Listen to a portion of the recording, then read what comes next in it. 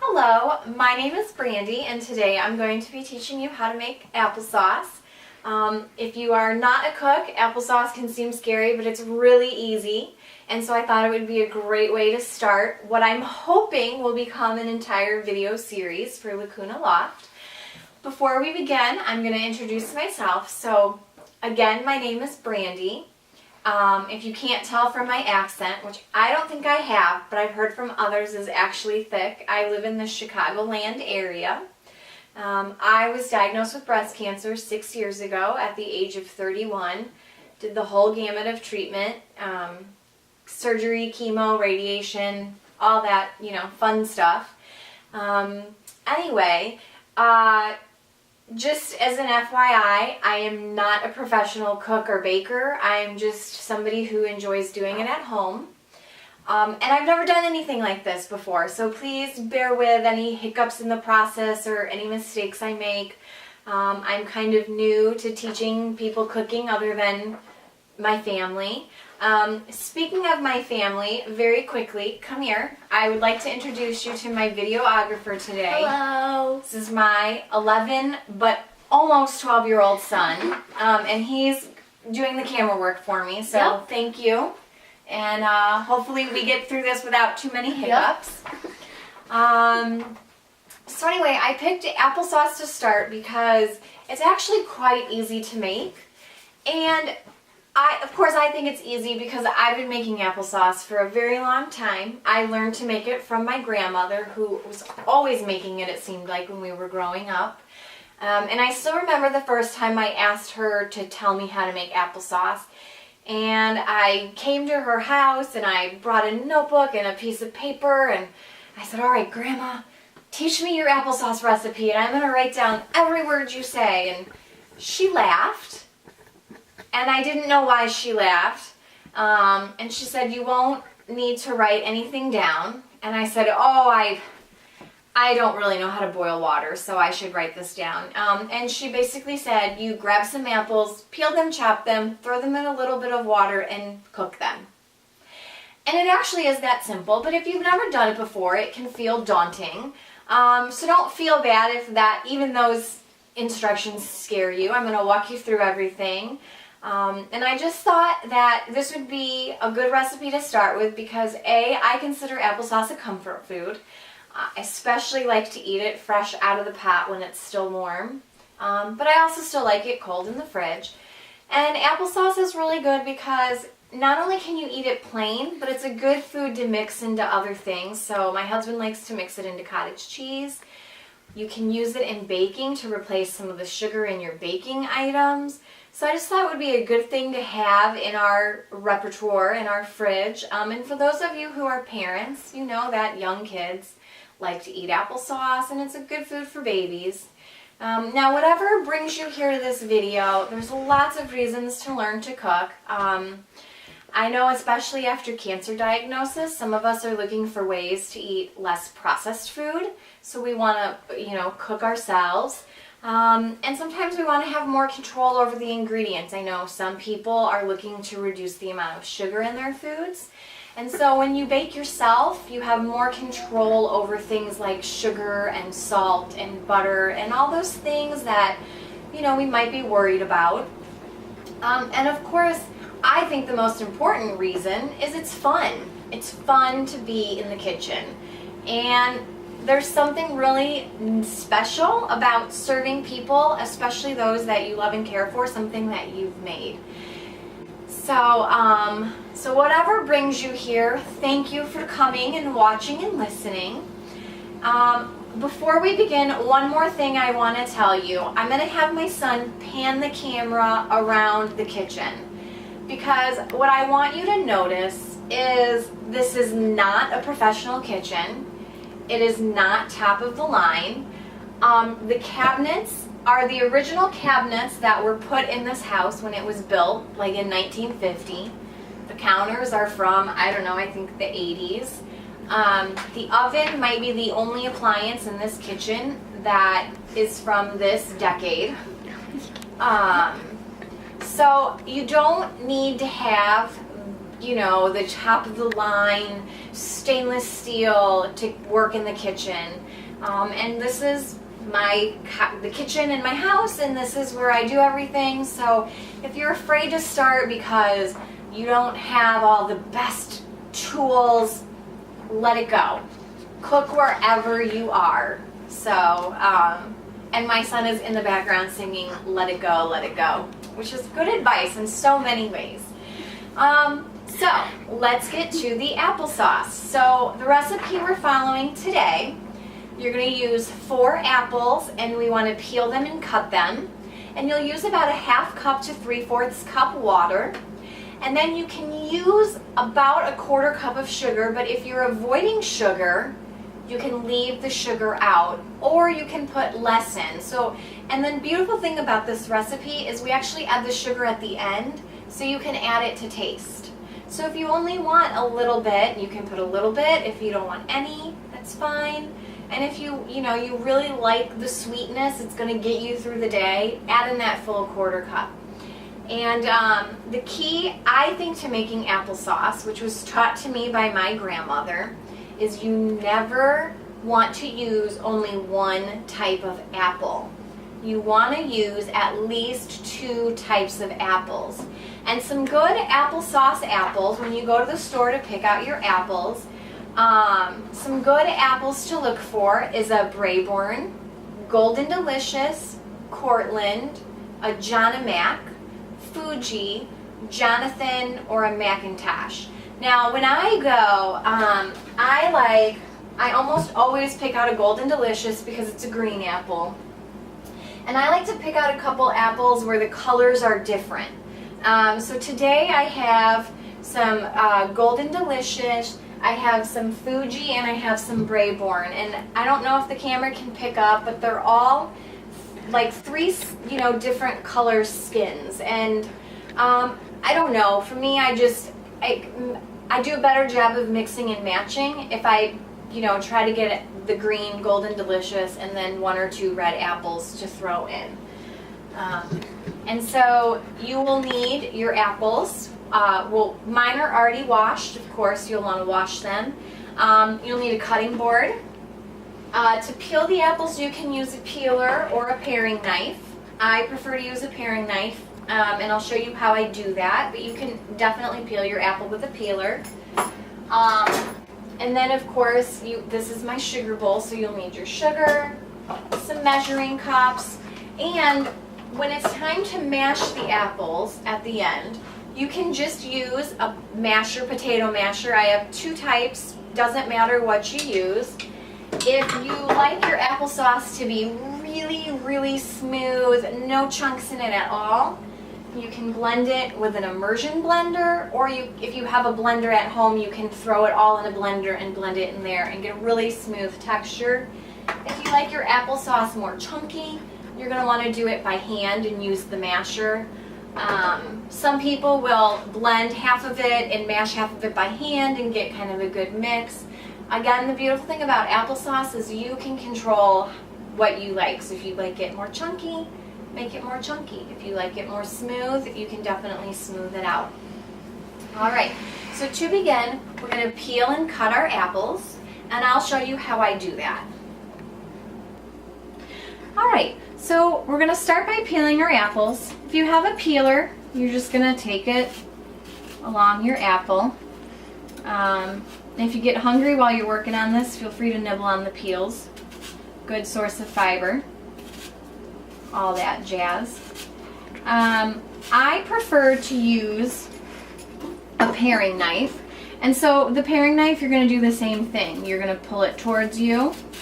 You're going to just follow the skin the best you can. If you take off some chunk of apple, that's okay. Especially if you're first learning. Sometimes that happens. So we're just gonna peel.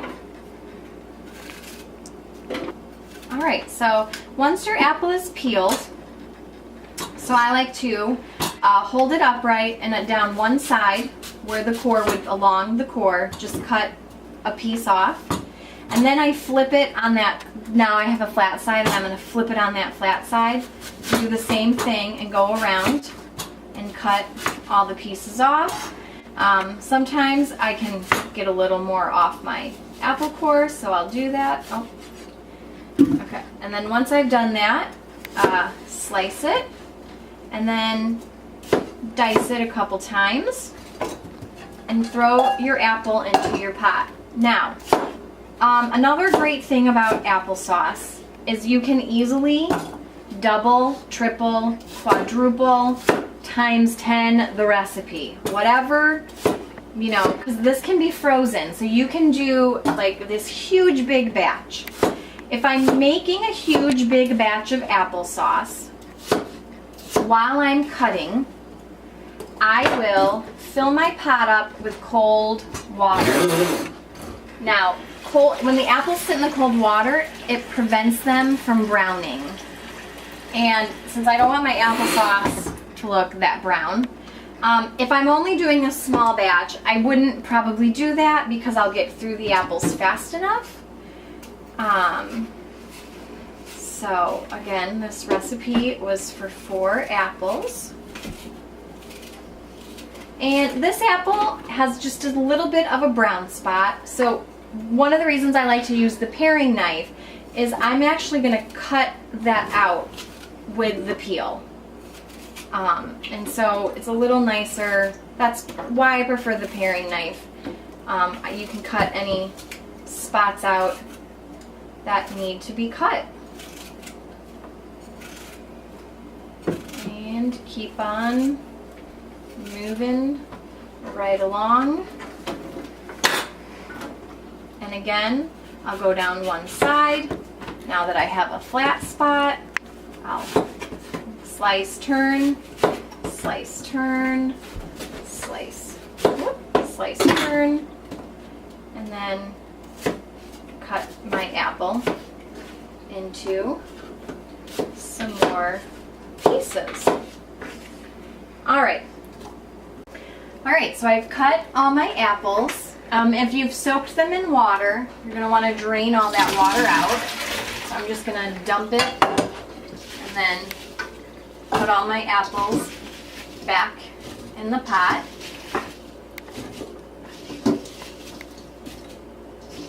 Now, I'm playing a very dangerous game here. My apples are kind of high. As they cook, they will soften down, but I'll keep an eye on it, make sure it doesn't boil over. And I said about a 1/2 cup to 3/4 cup of water. You don't actually need that much. So I'm checking. So I put in a little extra water because I used a couple extra apples. I used 6 instead of 4. And the water doesn't need to come up, just about under halfway up to the top of the apples. And if you want to make an error on the side of not enough water, because if we smell it, if it starts to smell like it's scorching, or you look and you can see there's not water in there, you can always add more water, but you can't take the water out once we start. So anyway, so now that we've got it ready, I'm going to turn my burner on high because I want to get the apples, I want it to boil. I want the water that's in there to start by boiling. And so I'm going to cook it on high and wait for it to start to boil. Alright, so my water is boiling now. And I don't know if you can already tell, but the apples are already starting to kind of cook down and collapse a little bit. So I'm going to let it boil for about a minute. And once it has this nice boil on it, I'm going to turn the heat down on the stove to low, and I'm going to let it simmer. And I want to let it simmer for about 15 to 20 minutes. What I want is for the apples to be soft so that I can mash them. And this usually takes 15 to 20 minutes. If you have a large batch of apples, it might take longer. And the larger the batch of apples, you want to kind of stir it just every so often. Sometimes I will actually simmer it longer than 15 to 20 minutes. because it smells really good. And so it's like a natural air freshener in your house. So especially around the holiday season, I might mix some cinnamon in. And I'll discuss more putting some cinnamon in after we make this basic recipe. But if you throw in some cinnamon, it'll smell really good. And again, I'll tell you that recipe after we get through this. So we're gonna let this simmer, like I said, about 15 to 20 minutes, and then we'll come back and it will be time to mash and get it ready to eat. All right, so our applesauce has boiled down. You can see that even when I mix it, some of the pieces have already started to kind of mash themselves. And a fork goes easily through a piece of apple, which is another way to check if it's done. So I will turn the stove off and remove the pan from heat. And now I'm going to stir it a little bit, and just to get some of that heat off.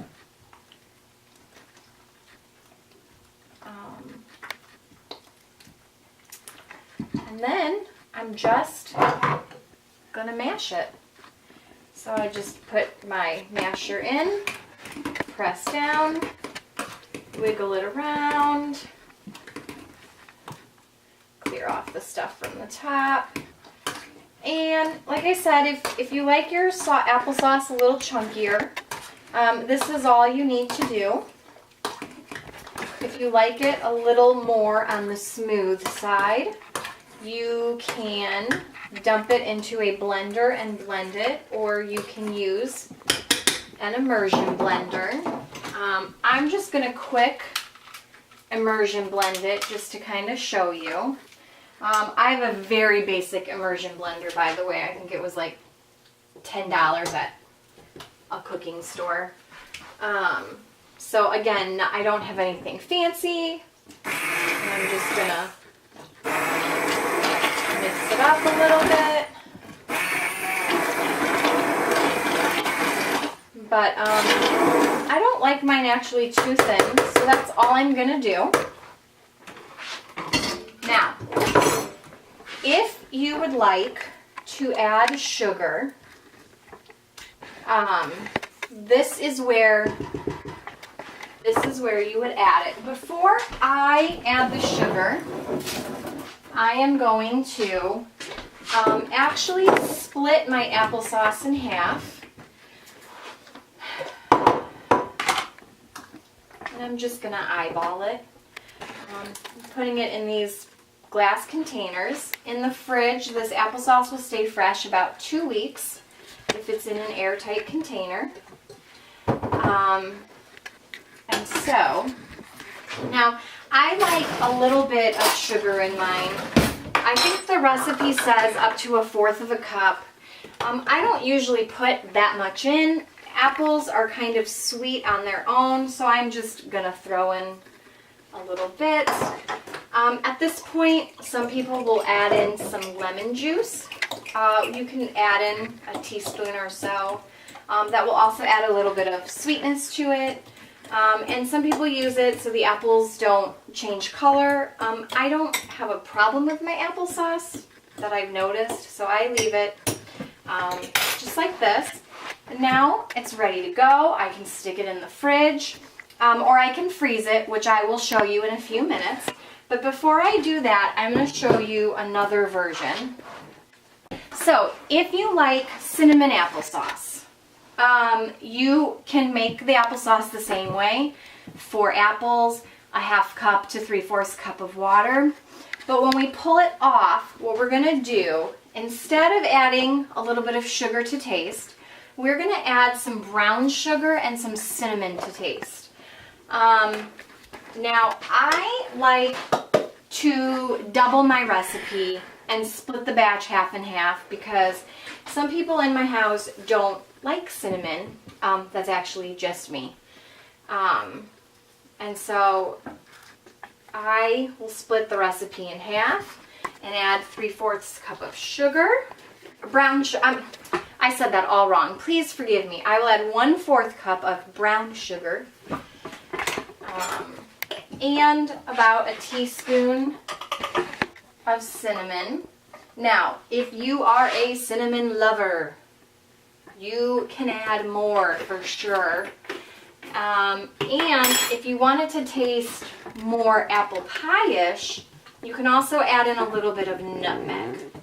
So remember at the beginning I said one of the beautiful things about applesauce is you can make it to taste. You definitely want to play around with the recipe and figure out how you like yours seasoned.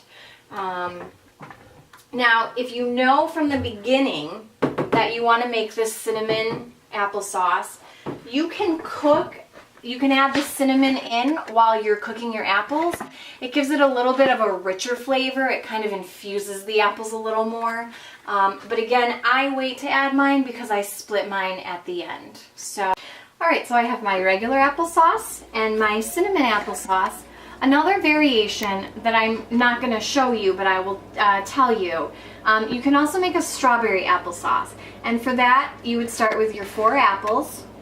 But then you would take about 8 to 10 strawberries, and you want to cut them, stem them, and then you will, so what you'll do is you'll cook your apples just like we did, and then at the last 5 minutes you'll throw your strawberries in. When it's all done, you can add about a teaspoon of cinnamon, and then you can add again about a 1/4 cup to a 1/2 cup of sugar depending on your taste preference. So that's another variation. Now, I think I said at the beginning, and if I didn't, you can store your applesauce in the refrigerator, and it will keep for about 2 weeks in an airtight container. But another thing you can do is applesauce is very freezable. So sometimes what I will do is I will make a huge batch of applesauce, especially when the apples are in season. And so you can freeze them in big containers. But you can also freeze them. So Ball makes these cups, which they're meant for the freezer, and it holds 8 ounces. And so you would just take your applesauce and put it in here. And these are really nice because it will show you when you freeze things, you don't want to fill it all the way. You have to leave room because if you remember from science class, as things freeze, they expand. So you have to leave room. And this is especially important to note. So these are plastic, and it's a BPA phthalate-free plastic. Some of you will want to use glass, and so if you use glass, you really have to make sure you leave room for expansion. I don't put my applesauce in glass. I have cracked 1 too many jars in the freezer, even with leaving plenty of space, and I just decided a long time ago, like, I'm going to suck it up and store my applesauce in plastic. And I know that's a concern for some people in the cancer community, and if that is a concern of yours, feel free to put it in glass. Another way to freeze applesauce, which if you have little kids or you're going to use it for baking, or maybe you're a person who takes their pills in applesauce, because if you drop your pills in applesauce and just take a bite, like a spoonful of applesauce, it makes it easier to swallow. So maybe you know you're only going to be using small quantities of applesauce at a time. So another way you can freeze applesauce is to put it in an ice cube tray. So you'll just fill up each tray with some applesauce, put it in the freezer, and then when it's all frozen, you'll just pop it out, store it in a Ziploc bag. Now, when we start freezing things, sometimes when we go back to our freezer, it is hard to tell what's what. When you look at it now, you know this is applesauce, but in 3 months when you go back to your freezer, especially if there's other things you have in there, maybe broths or jams or just a variety of other things you can freeze, you might lose track of what's what. And so you want to make sure that you are labeling everything. Now on the ball jars like this, you can put a sticker on. Or you can use a dry erase marker. So I'll write applesauce, and I made it 11/2018. So now it's labeled. And this applesauce is good in the freezer for about 6 months.